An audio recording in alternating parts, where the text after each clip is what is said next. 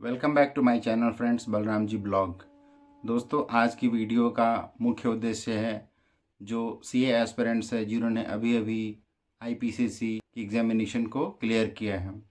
दोस्तों, मैं काफ़ी दिनों से बच्चों का इंटरव्यू ले रहा हूं। मैं खुद भी एक चार्टर्ड अकाउंटेंट हूं। आज की जो वीडियो है उसमें मैं बताऊंगा कि आप जब इंटरव्यू के लिए जाते हैं, जो आर्टिकलशिप जो एक 3 इयर्स की इम्पोर्टेंट ट्रेनिंग है हर एक सीए एस्पिरेंट्स के लिए पोस्ट आईपीसीसी, तो दोस्तों आपको क्या क्या ध्यान रखना चाहिए वो मैं आपको बताना चाहता हूं। तो सबसे पहले मैं बात करूंगा आपका रेज्यूम कैरिकुलम विटा का, जिसके बेसिस पे आपको इंटरव्यू कॉल्स होते हैं। तो आप जब भी अपना सीवी बनाइए, रेज्यूम बनाइए, तो कुछ खास बातों का ख्याल रखिए। जैसे आप देख रहे हैं यहाँ पे आपको एक मैं सैम्पल रिज्यूम दे रहा हूँ और यहाँ पे मैं बता रहा हूँ कि कौन कौन सा एरिया जो है आपका इम्पॉर्टेंट होता है। तो चलिए शुरू करते हैं। तो रिज्यूम की स्टार्टिंग में आप अपना नाम लिखिए, अपना कॉन्टैक्ट नंबर लिखिए, अपना ईमेल आईडी लिखिए। आजकल अपना लिंक्डइन आईडी भी सीवी में देते हैं, वो एक तरह से ठीक है, क्योंकि अगर आपकी सीवी ऑनलाइन अगर हम खोलते हैं आपकी ईमेल में जो भेजा हुआ है तो वो आपकी प्रोफाइल को दिखाता है। तो अगर इंटरव्यूअर चाहे तो आपकी प्रोफाइल को भी चेक कर सकता है कि आपकी प्रोफाइल में है क्या, आपने क्या अचीव किया है इस स्टेज पे। उसके बाद आप अपना कैरियर ऑब्जेक्टिव लिखते हैं। दोस्तों, अपना जब आप कैरियर ऑब्जेक्टिव लिखते हो तो उसमें हमेशा कुछ बातों को ध्यान रखो। ऐसी चीज़ें रखो जो कि आप रियलिस्टिकली आप उसको एक्सप्लेन कर सकते हो इंटरव्यू में। ऐसा कुछ मत लिख दो ताकि आपको लगे कि वो सुपरफिशियल है। आइडियली लोग गूगल या कहीं से कॉपी पेस्ट करके ही लिखते हैं, बट फिर भी थोड़ा सा आप अपने हिसाब से उसको रखिए। आपको कोई इंटरव्यूअर को पता है कि आपके अंदर में क्या पोटेंशियल है, वो आपको क्यों हायर कर रहा है, तो वो लिखिए जो आप सच में करना चाहते हो। जैसे आप लिख सकते हो कि enhancement of your knowledge, skill and understanding of the corporate culture. और क्या आप आप जाके एक आर्टिकलशिप में ये जो आपकी ट्रेनिंग है 3 इयर्स ऑफ सीए का कोर्स में, उसमें आप क्या सीखोगे? यही तो सीखोगे, अपने स्किल्स को शार्प करोगे। आप कंट्रीब्यूट क्या करते हो? आप इस टाइम कुछ भी कंट्रीब्यूट नहीं करते हो।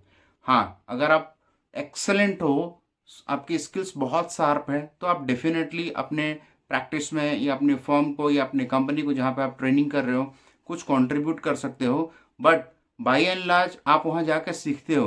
तो ये मत मेंशन करो कि हम आके आपके ऑर्गेनाइजेशन में बहुत बड़ा फेरबदल कर देंगे, आपका ऑर्गेनाइजेशन में ग्रोथ कर देंगे, एट्सेट्रा एट्सेट्रा। उसके बाद हमारा आता है सेक्शन जो आपका क्वालिफिकेशंस है। तो टू स्टार्ट विथ आप अपना प्रोफेशनल क्वालिफिकेशन लिखो, आपने आईपीसीसी कब किया। अगर आप कोई दूसरे प्रोफेशनल कोर्सेज भी कर रहे हो तो उसको भी मेंशन करो। ध्यान रखना, अगर मान लो कि आप आर्टिकलशिप ट्रेनिंग के लिए जा रहे हो तो आपका ऑब्जेक्टिव क्लियर होना चाहिए कि आप सीए ही क्यों कर रहे हो, सीए का मेन पर्पज क्या होता है, सीए क्यों कोई करता है। CA is not just a degree. आप सीए के बाद कहाँ जाते हो? ऑडिट में जाते हो, इंटरनल ऑडिट में जाते हो, मर्जर एक्विजिशंस पर जाते हो, फाइनेंस बैकग्राउंड में जाते हो, टैक्सेशन बैकग्राउंड में जाते हो। अगर आप टैक्सेशन बैकग्राउंड में भी जाओगे तो टैक्सेशन का आज के डेट में दो या तीन बोल सकते हो, बट ब्रॉडली दो ही एरिया है, एक है डायरेक्ट टैक्स, एक है इनडायरेक्ट टैक्सेस। तो आप अपना विजन, अपना ऑब्जेक्टिव पूरा क्लियर रखो कि आपको करना क्या है। अब मान लो कि आपने सीए इंटर किया और आपको फाइनेंस बैकग्राउंड में जाना है और आप कोई फाइनेंस से रिलेटेड कोई प्रोफेशनल एजुकेशन कर रहे हो तो उसको मेंशन करो, वो आपका वेटेज बढ़ाएगा। बट अगर आपको टैक्स करना है या स्टैट्यूटरी ऑडिट करना है और आप कुछ और कर रहे हो तो वो मेंशन करोगे, तो इंटरव्यूअर आपसे दो क्वेश्चन पूछ लेंगे, आपका रियल ऑब्जेक्टिव क्या है। बिकॉज जो इसका नेक्स्ट सेगमेंट मैं आपको बताऊंगा, ये क्यों मैं बोल रहा हूँ कि आप क्या मेंशन करो, उसका एक रिलेशन है कि आप कहाँ पे इंटरव्यू देने जा रहे हो, उसकी भी एक कैटेगरी है जो मैं आपको नेक्स्ट स्टेज में बताऊंगा। तो आपका यहाँ प्रोफेशनल क्वालिफिकेशन में जो अभी आप सीए, सीएस और सीएमए या एनसीएफएम या कुछ भी आप कर रहे हो तो आप उसको मेंशन करो, but subject to the condition कि हाँ आपका ऑब्जेक्टिव क्लियर हो। अगला एरिया इसमें आएगा दोस्तों आपका academic qualification. Academic qualification means matriculation, higher secondary and graduation आप कहाँ से कर रहे हो।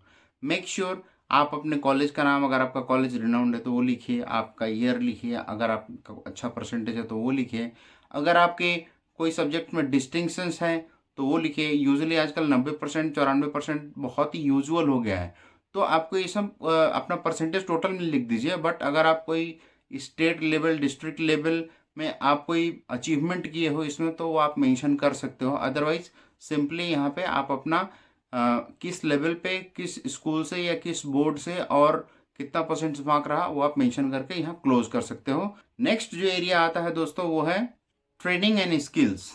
तो ट्रेनिंग एंड स्किल्स में यूजुअली मैंने देखा है लोग ठीक ही लिखते हैं, जैसे उनको क्या क्या MS ऑफिस में क्या क्या नॉलेज है, जिसमें MS Word, Excel, PowerPoint, MS Access वगैरह चला आता है, तो वो आप दे सकते हो। इसके बाद आपने क्या क्या एक्स्ट्रा स्किल्स डेवलप करी है।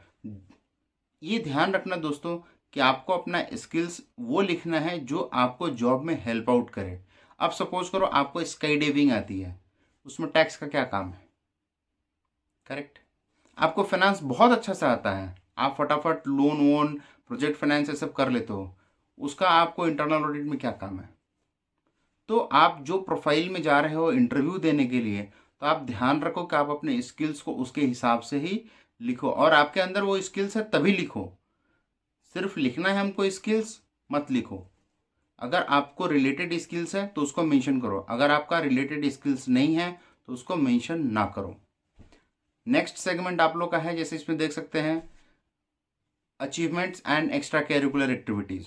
तो दोस्तों एक्स्ट्रा कैरिकुलर एक्टिविटीज़ में ये मत लिखो कि मैं अपने मोहल्ले में चैम्पियन हूँ, मैं अपने क्लास में चैम्पियन हूँ, क्लास 1 to 9 मैंने टॉप किया। Okay, state level, district level, national level पे कुछ किया तो मेंशन करो। अगर suppose to mention anything which you have done at a school level and at a class level. Second thing, जो भी आपका छोटा मोटा अचीवमेंट्स है, जो एक्स्ट्रा कैरिकुलर एक्टिविटीज़ है कि आपने गली मोहल्ले और कोई ऐसा क्लब में कुछ अचीव किया है जिसको कोई जानता नहीं है, वो मेंशन मत करो। नेक्स्ट सेगमेंट है दोस्तों, जैसे आप देख सकते हो यहाँ पे इंटरेस्ट एंड हॉबीज। सो दोस्तों जब भी आप इंटरव्यू के लिए जाते हो तो आपका जो रियल इंटरेस्ट और हॉबीज है उसको मेंशन करो। बट एक चीज़ का ध्यान रखना, अगर आपका इंटरेस्ट और हॉबीज आपके जॉब के अगेंस्ट में है तब तो आपको मुश्किल होने वाली है, तो बेहतर आप मत मेंशन करो।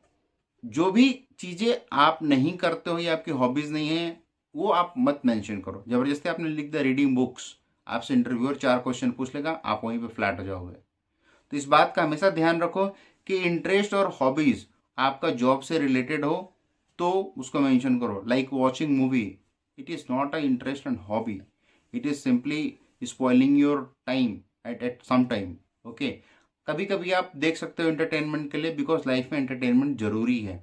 बट अगर आपका ये इंटरेस्ट एंड हॉबी है तो आप काम कब करोगे। Travelling, it can be hobby. Substantial time जो जाता है कभी कभी ट्रैवलिंग में जाता है, बिकॉज क्या है हमारे क्लाइंट्स के फैक्ट्रीज रिमोट लोकेशंस पे लोकेटेड हैं, या फिर हमको हमारा जो क्लाइंट है वो आउट स्टेशन में है। तो वेरियस रीजन्स होते हैं ड्यूरिंग आर्टिकलशिप ट्रेनिंग में लड़कों को एक स्टेशन से दूसरे स्टेशन जाने के लिए। तो travelling would be a good hobby and interest, वैसा मेंशन करो। Okay, playing chess which enhance your mind. Okay, वो सारी चीज़ें स्किल्स को मेंशन करो जिससे आपका माइंड शार्प होता हो। ओके, तो दोस्तों अब हम चलते हैं अपने second part of interview tips में। इस टिप्स में जैसे हमने पहले में समझा कि हमारा रिज्यूम कैसे बनाना है, अब हमको ये समझना है कि जब रिज्यूम बनाएंगे तो ये हमको ध्यान रखना है कि हम कहाँ के लिए रिज्यूम बना रहे हैं। What is my target companies. तो टारगेट कंपनी को मैंने कैटेगराइज किया 3 बकेट्स में, big 6, mid size firm and small size firms.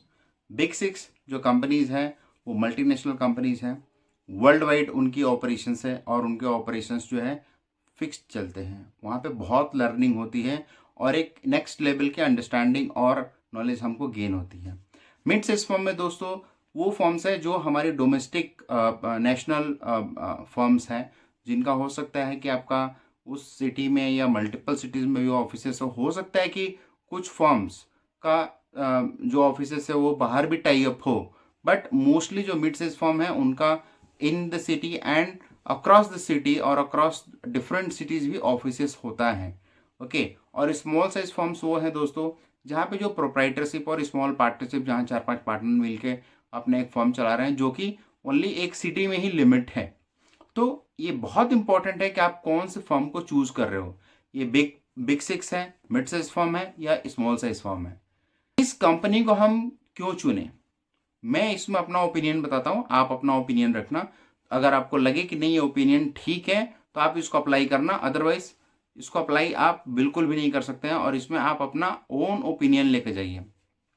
अगर आपको रियल टाइम मैनेजमेंट समझना है, आपको कॉर्पोरेट कल्चर समझना है, आपको प्रेशर हैंडलिंग समझना है, आपको अपना कम्युनिकेशन स्किल को डेवलप करना है, मेरा सजेशन है बिग सिक्स के पास जाइए। क्यों?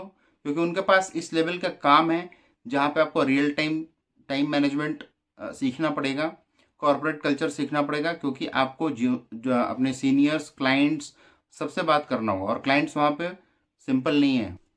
लास्ट सेगमेंट, आप कहाँ पे जाओ, तो अगर आप जैसे कलकत्ता में हो तो कलकत्ता में बिग सिक्स है, आप उनके ऑफिसेस में जाओ। लिंक्डइन पे जो रिस्पेक्टिव सर्विस लाइन के पार्टनर्स, डायरेक्टर्स, मैनेजर्स हैं, उनके यहाँ पर आप रीच करो। मतलब आप उस पर्सन के पास पहुंचो जो उस सर्विस लाइन में काम कर रहा है। किसी ऐसे पर्सन को आप लिंक किए जो कि ऑडिट में एम्प्लॉयड है, और आप उनको बोल रहे हो कि आप उनका सीवीडीटी में फॉरवर्ड कर दें, आईआईडीटी में फॉरवर्ड कर दें, या मर्जर एक्विजिशन की सर्विस लाइन के जो पार्टनर हैं, डायरेक्टर हैं, या जो भी डिसीजन मेकिंग अथॉरिटी उनको ट्रांसफर कर दें, तो इट वोंट लुक्स गुड। ये ठीक नहीं लगता है दोस्तों। तो मेरा सजेशन ये है कि लिंक्डइन के थ्रू अगर आप जा रहे हो तो आप अपना इंटरेस्ट सेलेक्ट करके जाओ, ओके, और जा करके फिर उनको रिक्वेस्ट करो। Definitely they look at your CV and look at your profile, and in case there is any vacancy available they definitely call you. तो आई होप आपको ये वीडियोज है काफ़ी इन्फॉर्मेटिव लगी होगी, और आप लोगों के जो भी क्वेरीज है मैं ट्राई किया हूँ सॉल्व करने का। अगर फिर भी आपकी कोई क्वेरी है तो आप कमेंट में लिखिए। आपने यहाँ तक अगर वीडियो देख लिया है तो आप मेरे इस चैनल को लाइक, सब्सक्राइब और अपने कमेंट्स को बताइए। और आपको अगर कुछ भी जानना है तो do let me know. Thank you so much for watching my channel Balram ji blogs.